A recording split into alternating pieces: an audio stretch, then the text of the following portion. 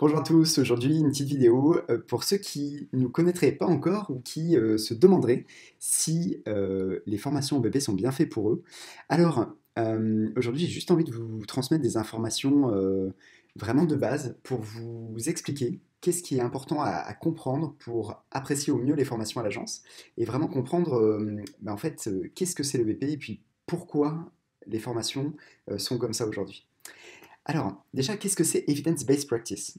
Donc, l'Evidence-Based Practice, ou EBP, c'est un concept qui remonte aux années 90, 1990, où, en fait, a émergé la pratique basée sur les preuves en médecine, où on s'est dit, ben, on va essayer de sortir un peu des, on va essayer de sortir un petit peu des gourous, des opinions d'experts, etc. On va essayer de faire des bonnes méthodos scientifiques solides pour pouvoir baser nos décisions sur de la science. Et a émergé ce concept d'evidence-based practice au sens large pour toutes les professions médicales. Et en fait, de quoi il s'agit? Il s'agit de repérer les meilleures preuves scientifiques, de corroborer ça avec votre expérience et expertise clinique, et de mettre ça aussi en rapport avec ce que veulent les patients et ce qu'attendent les patients, n'est-ce pas? Et on dit qu'on a une pratique EPP quand on est à la jonction de ces trois dimensions, c'est-à-dire qu'on essaye d'utiliser les meilleures données de la science, on les ajuste en fonction de notre expertise clinique et évidemment on tient compte des patients également, de leurs attentes, de leurs envies, de leur temps aussi. Est-ce que ce qui se raconte dans la science, c'est possible de le faire tout de suite avec un patient ou pas? Ensuite, l'une des questions qu'il faut vous poser aussi, c'est d'où vient la connaissance? Qu'est-ce qui aujourd'hui est à l'origine de la connaissance de ce qu'on sait réellement? Ben en fait, ce qu'on sait réellement, ben, ça passe par une certaine méthodologie pour savoir si on est proche ou pas de la vérité. Et généralement, ce qui se passe, c'est qu'il faut quand même l'écrire quelque part, parce que écrire, ça permet de clarifier les idées, de clarifier les choses, et puis surtout de laisser une trace pour pouvoir être lu, pour pouvoir être critiqué, pour pouvoir être répliqué, pour pouvoir savoir si ce qu'on dit, bah, ça s'approche de la vérité ou pas. Alors, la connaissance scientifique, aujourd'hui, ça se passe comme ça.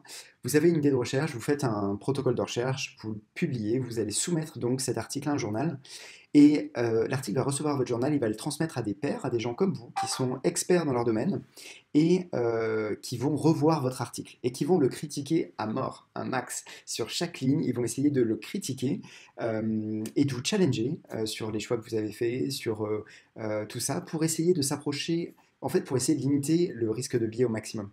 Et donc, une fois que l'article a été bien critiqué, revu, corrigé, etc., eh ben, on va l'accepter pour publication et il va venir enrichir un corpus de textes, d'articles scientifiques qu'on appelle ben, la littérature scientifique.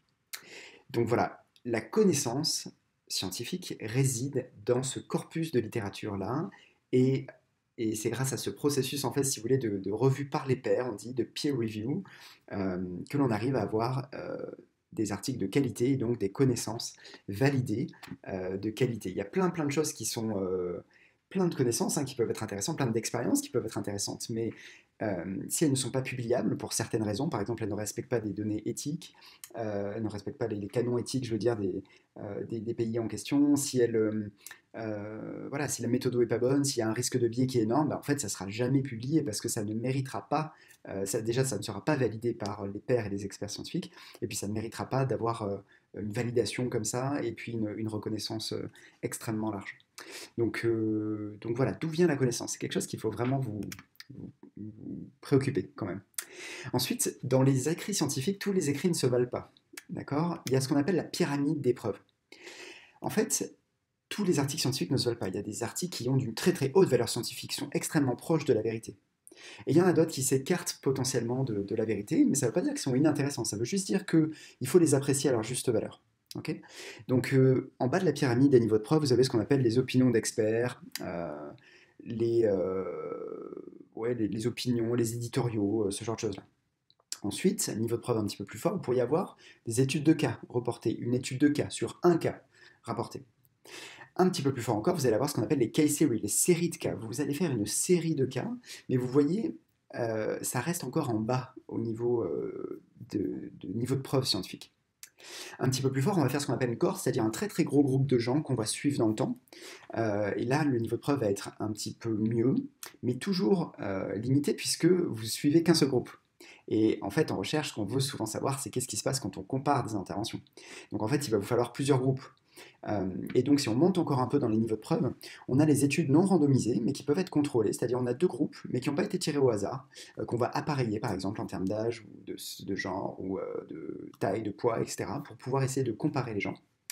Enfin, on a les études randomisées, hein, qui sont en fait, dans les études expérimentales, le plus haut niveau de preuve.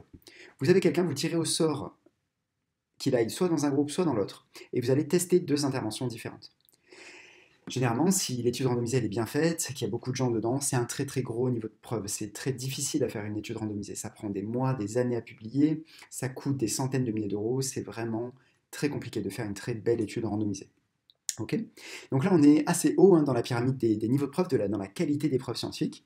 Et au-delà de ça, ben, évidemment, il y a tout ce qui va avoir revue de la littérature et puis une méta-analyse.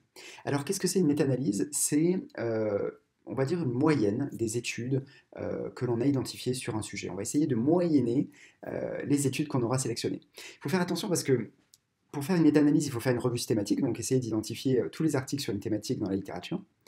Et le truc, c'est qu'on peut faire de très mauvaises revues de la littérature scientifique. Vous comprenez que les revues de la littérature sont basées sur les études qui ont été incluses dans la revue systématique. Donc si vous incluez de mauvaises études, votre revue systématique, elle sera nulle, malgré que, soi-disant, elle est en haut de la pyramide. Un tas de pierres ne fait pas une maison, disait Poincaré. C'est pas parce que vous avez plein d'études dans une revue systématique que c'est une bonne revue, d'accord? La méthodologie de la revue systématique va être essentielle pour voir si elle a un vrai haut niveau de preuve.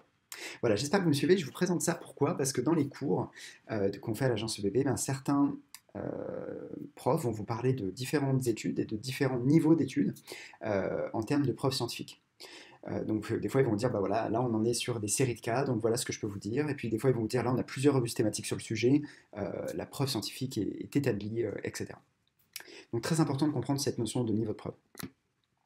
Enfin, on a beaucoup de cours à l'agence sur la douleur et il faut vraiment que vous compreniez la définition moderne, on va dire, de la douleur.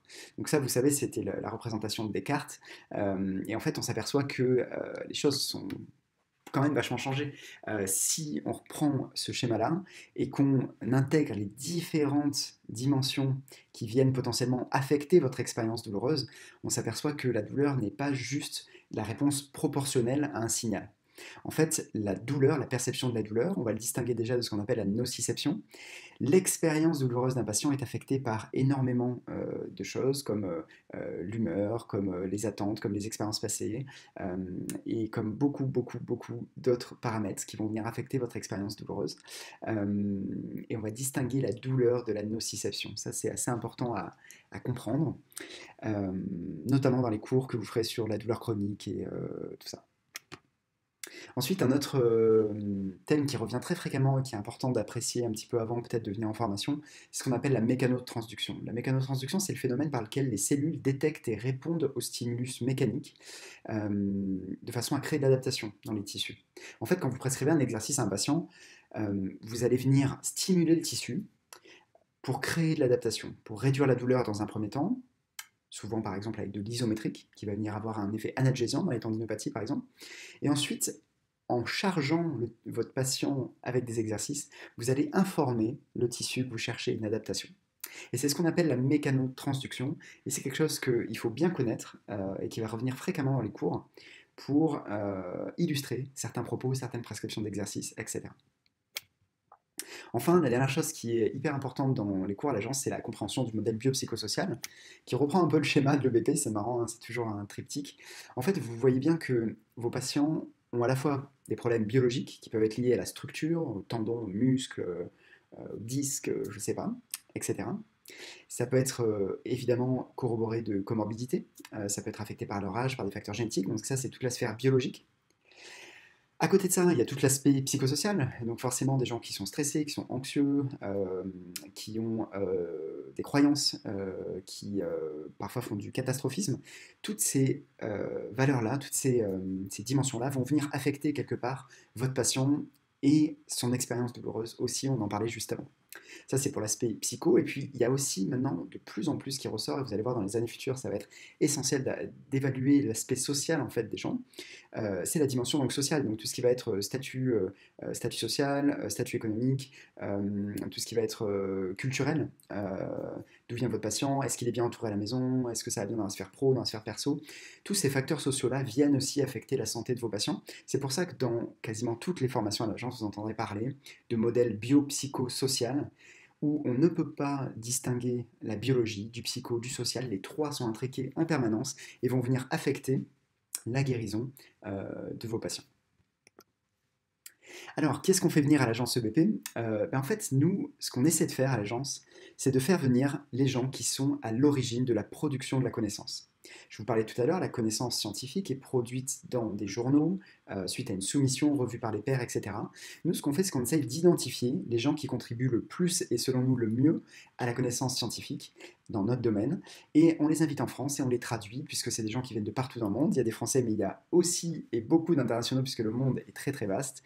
Et l'idée, c'est d'arriver à faire venir en France ceux qu'on estime les plus pertinents et ceux qui sont à l'origine de la production euh, d'une connaissance scientifique solide. Donc voilà, maintenant on collabore avec une cinquantaine d'orateurs dans 11 pays différents, et ils ont tous ce déterminant commun d'être à la fois scientifiques, cliniciens, et aussi d'être excellents pédagogues. Donc voilà, et puis ils abordent dans les cours un petit peu toutes ces, enfin sur différentes thématiques bien sûr, mais ils parlent de toutes ces dimensions dont je vous parlais aujourd'hui. Donc c'est assez important de maîtriser ces quelques items avant de venir en cours, vous apprécierez d'autant plus votre formation. Voilà, vidéo très courte aujourd'hui. J'ai sûrement foncé là des portes ouvertes pour ceux qui connaissaient déjà tout ça. C'était surtout une vidéo à destination de ceux qui nous connaissent moins, ou qui se demandent ce que c'est le BP et tout ça. Donc voilà, j'aurai l'occasion de vous retrouver sur d'autres vidéos. Merci de votre attention et je vous dis à très bientôt.